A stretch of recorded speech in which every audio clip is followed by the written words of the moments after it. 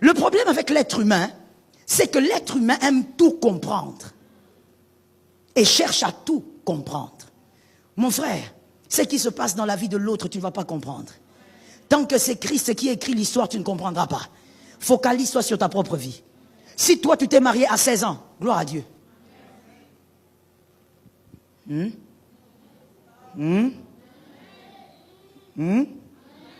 Si tu t'es marié à 16 ans, là encore, si tu es un homme, hein, parce qu'une femme, vraiment, que Dieu t'aide. Tu t'es marié à 16 ans, gloire à Dieu. Tu as eu tes enfants, 1 mois, 2 mois, tu es tombée enceinte, gloire à Dieu. C'est ton parcours. Chacun son chemin. N'impose pas ton parcours à un autre. Est-ce que quelqu'un m'entend bien? Je parle ou je parle pas? Est-ce que je peux choquer? Je dis que ceci. Si toi, ton mari, vous vous baladez matin, soir, vous vous promenez, vous montez, vous descendez, mais ça c'est ton mari. Et gloire à Dieu pour l'homme que tu as eu. Dieu savait que tu allais être heureuse comme ça.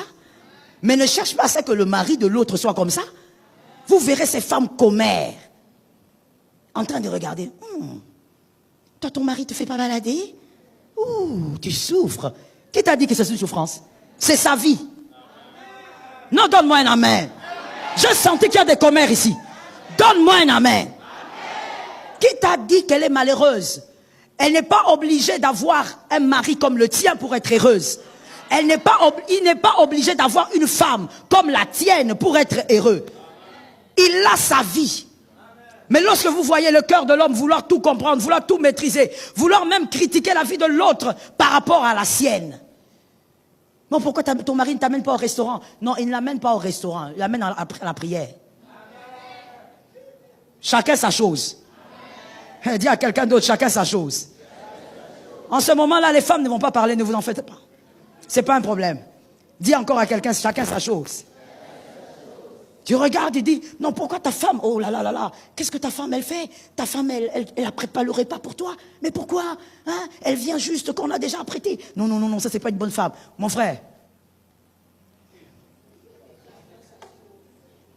je voulais lancer, mais je sens que si je lance ici, ça sera terrible. Hein? Pourquoi ta femme ne dresse pas la table? Pourquoi c'est la servante? Et puis elle vient, elle se met là. Pourquoi? Pourquoi c'est pas elle qui fait? Mon frère, vous n'êtes pas allé chercher la femme au même endroit?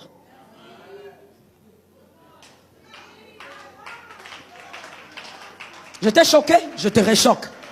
Vous n'êtes pas allé chercher la femme au même endroit. Est-ce que quelqu'un m'entendrait bien? Pendant que ta femme à toi, elle est bonne, elle te dresse la table et c'est parfait. Lui, sa femme, pendant que la servante dresse la table, sa femme, elle est sur ordinateur en train de travailler un projet pour aider son mari. Si son mari ne va pas passer 4 heures sur l'ordinateur en train de travailler un projet, c'est parce que madame a déjà pris les 2 heures. Donne-moi un amen normal. C'est seulement pour te dire que chaque foyer a son équilibre. Arrête de croire que tu seras heureux seulement en ayant un homme comme celui-là, en ayant une femme comme l'autre.